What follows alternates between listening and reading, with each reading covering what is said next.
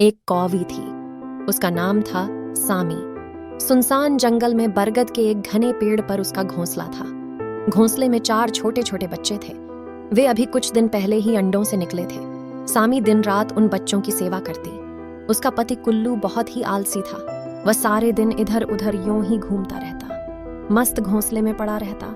उसे न बच्चों की चिंता थी और न रात दिन एक करके बच्चे पालती हुई पत्नी की।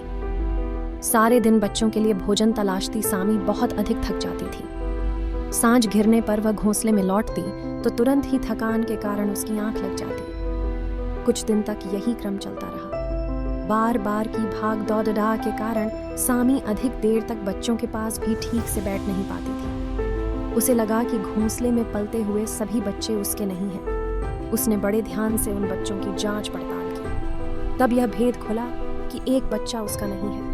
कोई कोयल सामी की आंख बचाकर उसके घोंसले में अपना बच्चा रख गई थी। बेचारी सामी उसे अपना बच्चा समझकर इतने दिनों से पाल रही थी। सामी को बड़ा गुस्सा आया। क्रोध से उसकी आंख लाल लाल हो उठी।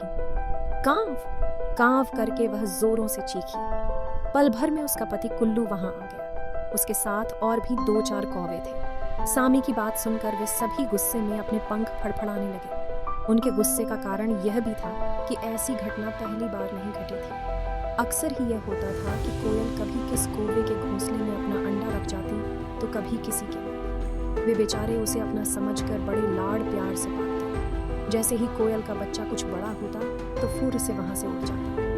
यही नहीं, इस पर भी कोयलें हमेशा कौवों की बुराई ही करती रहती थी। वे अपनी मीठी मीठी चापलूसी भरी बातों से मनुष्यों का मन मोह लेती। फल यह होता कि मनुष्य कोयलों की प्रशंसा करते, कौवों की निंदा करते, उन्हें देखते ही हुश हुश करके उड़ाने लगते। सामी और दूसरे कौवों ने उससे कोयल के बच्चे के पंजे कसकर बांध दिए, जिससे कि वह घोंसला छोड़कर उड़ न जाए। सामी मन ही मन कह रही थी, तुम मेरे बच्चे बनकर पले हो तो मेरे ही बच्चे बनकर रहोगे। जल्दी ही सारे बच्चे बड़े होने लगे। सामी के तीनों बच्चे थोड़ा बहुत उड़ना भी सीख गए थे। वे कभी कभी घोंसले से बाहर भी थोड़ा बहुत घूम आते थे, पर कोयल के बच्चे को सामी कहीं न जाने देती थी। उसके पैरों में बंधी रस्सी भी अब अपने घोंसले के बाहर बरगद की टहनी पर बांध दी थी। सामी सभी बच्चों को बड़े प्यार से रखती। वह उन्हें नई नई बातें सिखाती, बातचीत करना सिखाती, कौवे समाज का रहन सहन सिखाती, अनेक गाने सिखाती।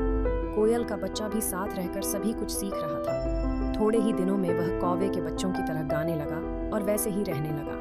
सामी बरगद की टहनी से बंधी रस्सी ढीली कर देती और कोयल का बच्चा पंजे बंधे उड़ने का अभ्यास करता।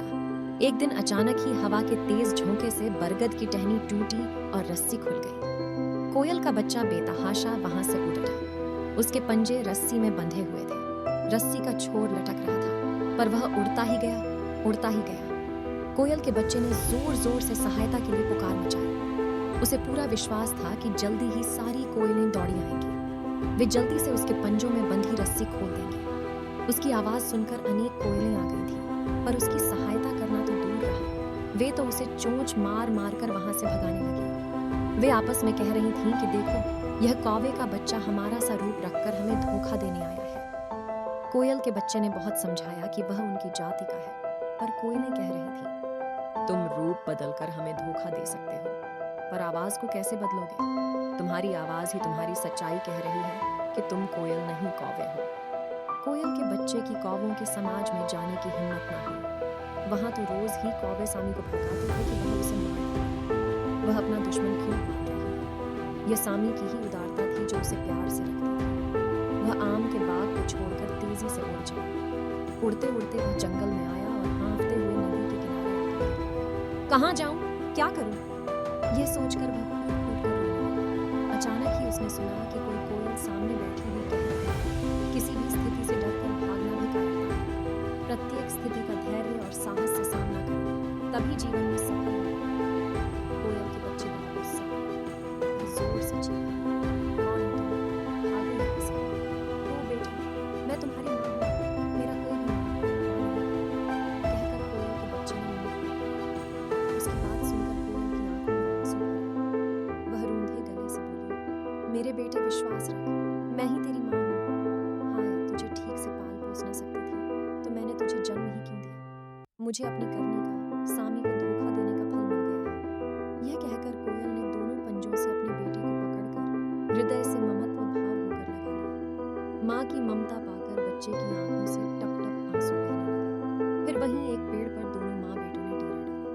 बहुत समय तक वहां रहकर कोयल अपने बेटे को तरह तरह की शिक्षा देती रही। बेटे, अब तुम्हारी शिक्षा पूरी हो गई।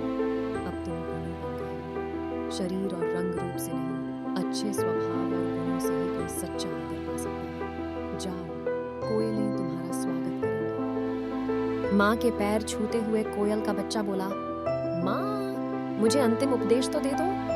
कोयल बोली, बेटा, अंत में मैं तुमसे बस इतना ही कहूंगी कि सदैव परिश्रम और ईमानदारी से काम करना। दूसरों को धोखा देने से हो सकता है कि उस समय तुम्हें अपना लाभ दिखाई दे, पर यह लाभ थोड़े समय का होता है। ऐसा करने वाले को अंत में पछताना ही पड़ता है। माँ, तुम्हारी बात मैं सदैव ध्यान रखूंगा।